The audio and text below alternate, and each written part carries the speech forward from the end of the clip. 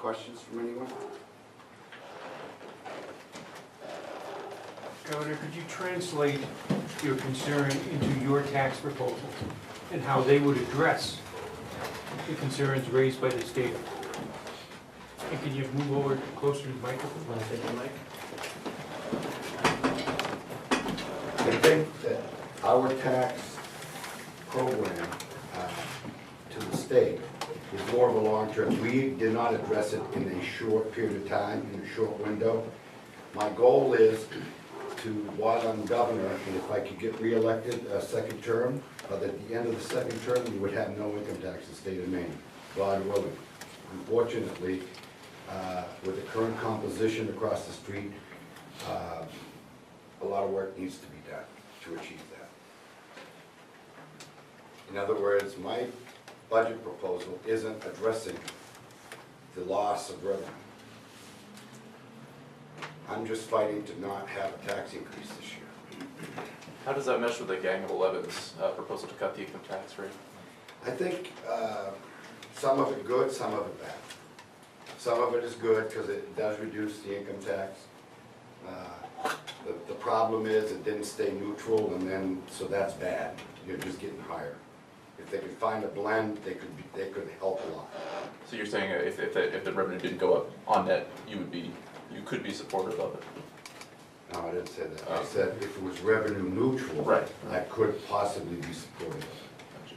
I'm not, let me be very clear, so that we can put this question to bed. Will you see my name on a tax increase? No.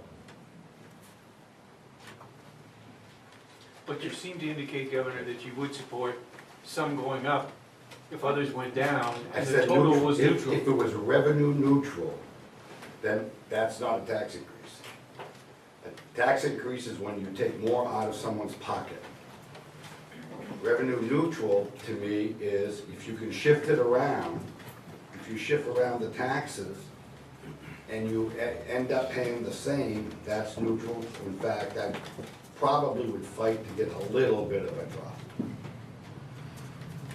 Governor, if I may indulge me a little bit here, how much of this can we say, because of our demographic in Maine, the older population is just people leaving our climate? Because I hear stories all the time from, friends of my folks that are leaving, they're kind of shoveling snow, And my question to that would be, why they moved to Quebec?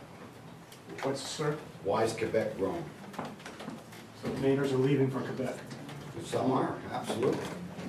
But what you're saying, that they're leaving for climate reasons, but we don't have all the data for Quebec, but a lot of Canadians are moving south, but Canada as a population is growing.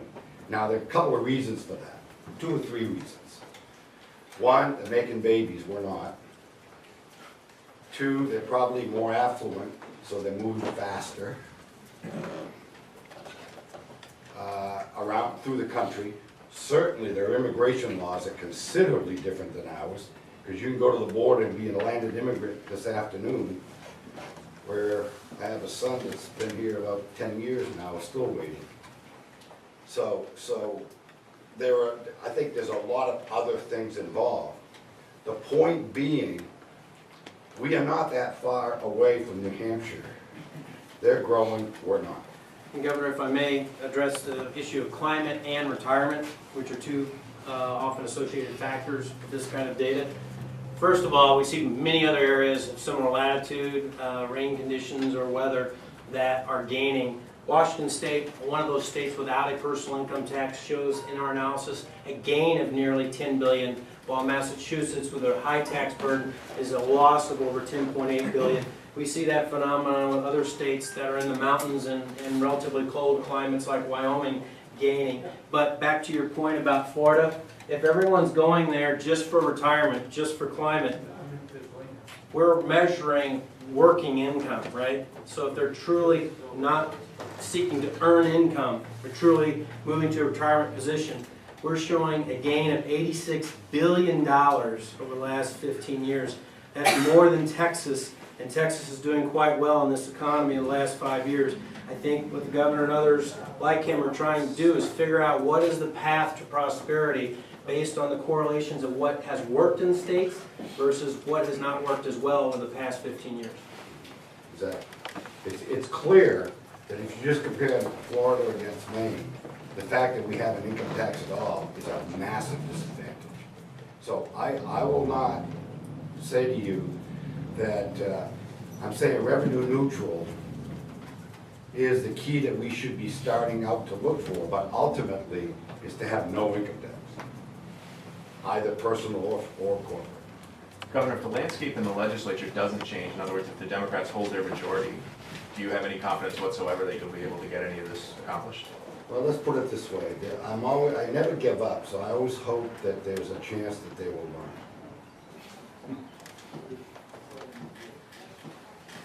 Just wondering about jobs in this discussion, you know, like what's the jobs outlook for Florida and Texas versus some of the other states with no income tax? Can you look at that at all and extrapolate it? Well, that's the income that we're measuring, is the revenue from work. And as you just heard from Travis, Florida's gained $86 billion where we lost. We're not making any children, our population is getting older, so it clearly says to me that working families are leaving Maine. Yeah, so, ma'am, to your point specific, we can measure that in some other related ways here in addition to the 1040 income that gets reported net of all transfers in the past 15 years. Drilling down to the most relevant neighbor state, I happen to have the New Hampshire versus Maine data. The labor force is larger in New Hampshire for the same size population of the state. The employed people within that total labor force is larger. The unemployment rate is 5.5 versus I think what I have at 6.9 or something thereabout. And you also see over the previous 10 years through a different analysis that is showing a gain in the job base of about 2% for their state, whereas a slight loss here over the last 10 years. So it does show up in different ways, but we tend to measure it best by what everyone's reporting ultimately to their individual income tax returns measured on their state 1040s. And to add to that, and the one thing that I keep trying to say and trying to get people to listen to is capital investment will go where it is welcome and it stays where it's appreciated. And that, when you have a high income tax, that's one of those items that is not appreciated. And so they won't invest or they won't come to Maine. I mean, I wish that some of you could be in my shoes and talking to investors, money people, about investing in the Northeast. Not just Maine, Northeast. When they hear Northeast and then they hear Southeast, they don't want to be up here. And it includes New Hampshire and Massachusetts and Vermont and Maine and Connecticut and New York and Rhode Island. The issue is the Southeast is far more willing to get jobs rather than get tax revenues. That's the difference. I just wanted to check, you said that Maine was actually gaining, but we could be doing better. On this analysis over the previous 15 years, we show a slight gain of 1.6 billion, 1.62 billion net of all transfers and adjusted gross income. That's coming relative from states like Massachusetts, from states like Connecticut, from states like New York, up to the Maine area. The states in red are generally contributing on a net basis. The states in green are showing the transfers out. In case a big transfer, by far and away outside the region, the area to be most concerned about leaving the region is Florida. But you also see gains to two other regions. Phoenix, Arizona, receiving Maine income, and you also see it in Nevada. Nevada is growing big time as a state. They're also one of the 9 states with a zero tax on personal income. Maricopa County, Arizona is gaining as well from all over the country, and their tax rate is right at 4.5%. You're showing the economics there. Could you show the demographics of how many people are actually working with Arizona and Nevada? By population? By pick county by county. Sure. Get back there. I got it right. There we go. So over that time period, a net, and this is net of all transfers, these are household counts, which may not always be identical to people, but a loss. Gaining population from these counties, from mainly in Massachusetts and other Maine counties, and losing to places like Pinellas, Florida, Maricopa County, Arizona. So particular to this county, you see evidence at a local level of what I described statewide. And that does vary by county. You may see more people preferring one region, leaving Cumberland versus another part of the state. This data is based on census and IRS. That's correct. It's the Have you been IRS. able to go to the next step and actually interview some of these people and get the data as to why they made the decisions they made? Sure. I've had the privilege of traveling all over the country, and we've done that anecdotally. We've done that through analysis, talking to a number of business leaders. People are very happy to walk up and tell me their personal stories, whether it's why they stayed in their home state, why they moved to that state, or why they left. We hear stories every week. And I want you to think about, in terms of the long-run picture here, think of two graduates leaving local universities, where one is a home resident here and another is a resident that grew up in New Hampshire. Their lifetime earnings in the same occupation that may be in high demand today can be very different over the course of their life, simply based on their state of chosen residency after they leave college. This has a profound effect, and we hear stories every day of businesses that have relocated to Florida, Californians that have moved to Arizona, on and on and on. The good news for your region is that you have a lot of natural assets. The coastline is attractive. The natural resources appear to be very attractive for everyone in the region.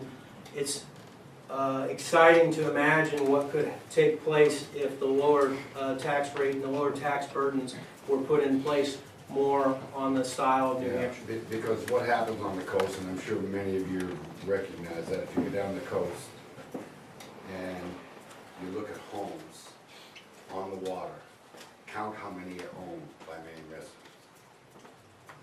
You can count. I met a lady yesterday. She's, I don't know her exact age, but she's a few years older than I am. She's retired. And she says, the thing, I love Maine, I've lived here my whole life. I live in the same house that I was born in. Unfortunately, I hope I can hold on to it because my taxes are so high. And what happens on the coast, obviously, is as the value of the land goes up, and Mainers who cannot afford it sell their lands, and it's populated by people from out of state. And I would just look to Mike Allen and ask if I'm correct in that, because he deals with it much closer than I do. Any question in the back, maybe? Yeah, thanks for coming, and I want to thank the governor for having you come. We've seen the comparison to the state of New Hampshire a lot, but isn't it really just the 3 southern counties and their close proximity to Boston that is leading that charge? Because it's only a 45-minute drive for people that want to work there. There's no doubt that when I look at the data in this region, that particularly Rockingham County is a part of that general trend north-south on that corridor. But you also see suburbanization trends that both for New Hampshire and for the state of Maine. The people that once maybe grew up and thought of their county as rural, when they see more suburban influence in their county changing, they might pursue an area farther upstate. This county, however, in New Hampshire, received $1.24 billion. The Rockingham County within New Hampshire received almost as much as the entire state of Maine received over the 15-year period. So there may be some advantages being closer to the greater Boston area. Boston's a much bigger employment population historically, you see that, but they also have a higher state plus local tax burden, and that's why I think there's a lot of interest within the region to where can you move your capital, where can you move your private sector investment, where it will be most welcome.